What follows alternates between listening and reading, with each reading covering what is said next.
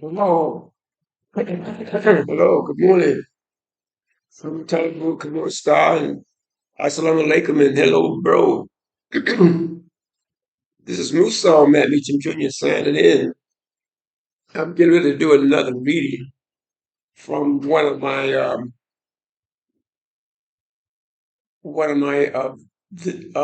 books. Now, this is called Afro Drama. Now, this is not an ebook. This is a series entitled Afro Drama. I deal with African drama, dramatics, and these are basic plays that I write, maybe about Africa or the African American. I'm gonna read the commentary from my one of my volumes in Afro Drama, and you can purchase these books over the internet. Now, this is not an ebook.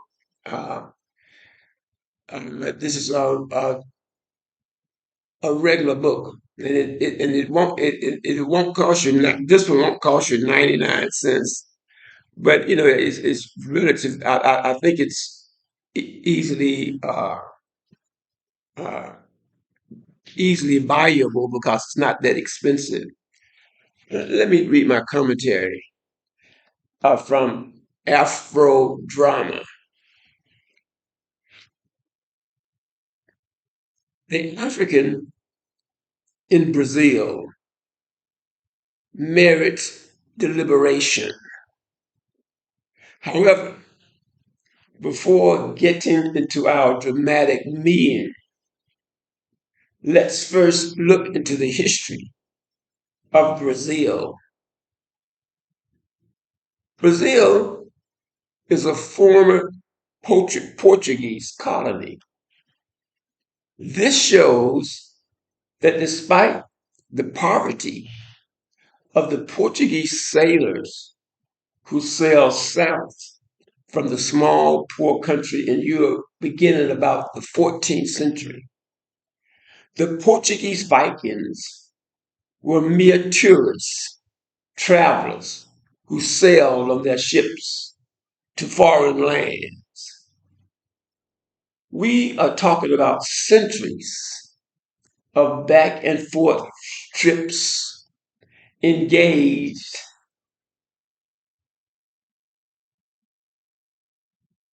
engaged in by the Portuguese sailors in fact finding expeditions which provided intelligence to Portuguese kings, etc., and which was later shared with other European states. Portugal's initial interest in Africa and foreign lands. And if we start at the 1300s and go to the 1700s, we're talking about 4 centuries, 400 years.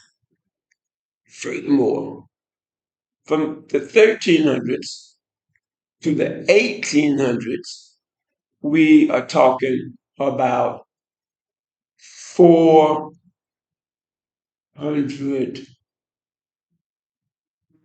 we're talking about 500 years, not 400 years. So this gives us an idea of how long it took for Europe to wage war and eventually capture Africa from the sense of modern history. It was not a overnight engagement. We're talking hundreds of years. That's how the European uh, uh, was able to control the earth. It took at least 500 years for the Portuguese to do it. Fact-finding missions establishing small settlements in coastal areas throughout the world, and the African slave trade provided intelligence to Portugal's military. And the sharing of this information with its European colleagues enabled Portugal and the rest of Europe to eventually defeat Africa. If we consider geography, it is easily observable that the distance from the most southern tip of West Africa, let's say at Abidjan, Cote d'Ivoire, has a close proximity to Fortaleza, Brazil. And sailing up and down the Atlantic Ocean, the indigenous and adventurous Portuguese would eventually discover South America, where the large country of Brazil would be established. It is interesting to note that in an area, Portugal, in area, Portugal is a country smaller than Northern Africa, than the Northern African country of Tunisia. Yet, its influence would hold a country almost the same size as the United States mainland under its sway. However, there is another issue for consideration which would explicate the European campaign to establish dominance. That is slavery based on skin color. This indeed was a European implementation in modern social political history. In Africa, up to the 18th century, just to use Tunisia as an example, white slavery was tantamount to black slavery. In these instances, human chattel was not based necessarily on skin color. Rather, it was based on misfortune. That's just a portion of that's just a portion of my book, Afro Drama. In that book, I go into, I write, I, I show plays that I have written.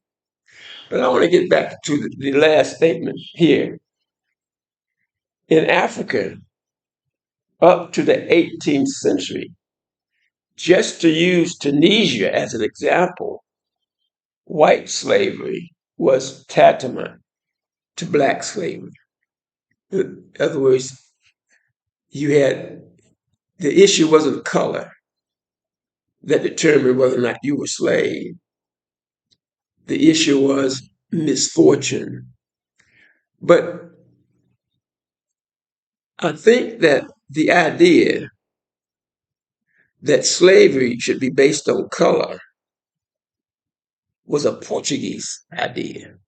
I think that idea started in Portugal. And we're talking about hundreds of years ago. We're not hundreds of years ago. I mean, slavery is has always existed. Well, as long as history shows that slavery has existed basically since the beginning of civilization. But only in the last 600, 700, 800 years has slavery been based on the color of a man's skin? I find it interesting. Being that I'm a Black American, and knowing it by its historical, knowing it from a historical standpoint, and being born in the southern part of the USA, then it is a part of my psychic, and of course it would affect me as a human being. But it's only been about maybe no more than 800 years, and that's not long when you consider how long man has been civilized. But then my question is why and how did this come about? I think it all depends. It depends on the nature of the people, both at the time when the Portuguese decided to base slavery on color, and then spread that doctrine throughout the world. I think there were certain things that were going on in the world that provided the opportunity to say that if a man is black, then he should be a slave. I think it has something to do with what were those black people doing at the time that the white people said, let's make black people slaves and white people masters. I think that anything that happens, there's a reason. So the question that we should ask is, what was the reason for white Europeans to to put themselves above black humanity, and then have the audacity, the Berlin Conference, the Berlin Conference, these were all white Europeans who sat in a room or at a table, and they divided Africa, a little tiny country like Portugal. They divided Africa into European colonies. How? Why would they have that audacity? And why would they have that urge? It must have been something that these guys observed. What was going on in Africa? What made them think that they could go in this massive land, in this massive, and all of these people, and enslave the entire continent? The question is, what were these Africans doing to allow such a catastrophe? How that all one has to do is to examine what is happening in Africa today. Okay, in West Africa, the Africans kick out the Americans, but they let in the Russians.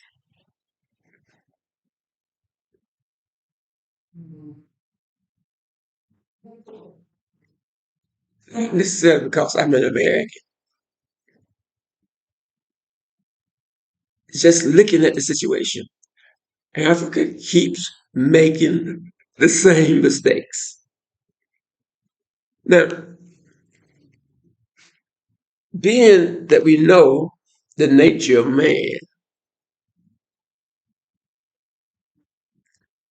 so Africa kicks out the U.S.,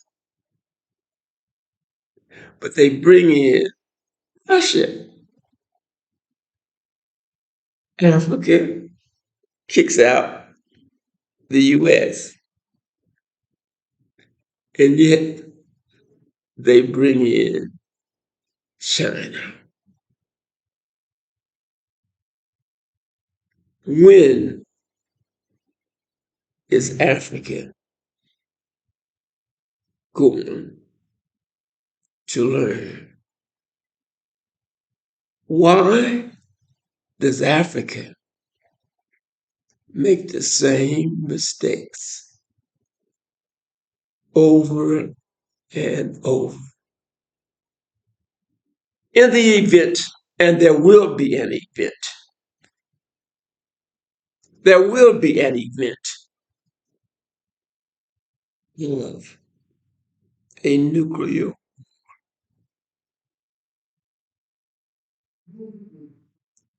Africa, Africa could avoid the nuclear blast.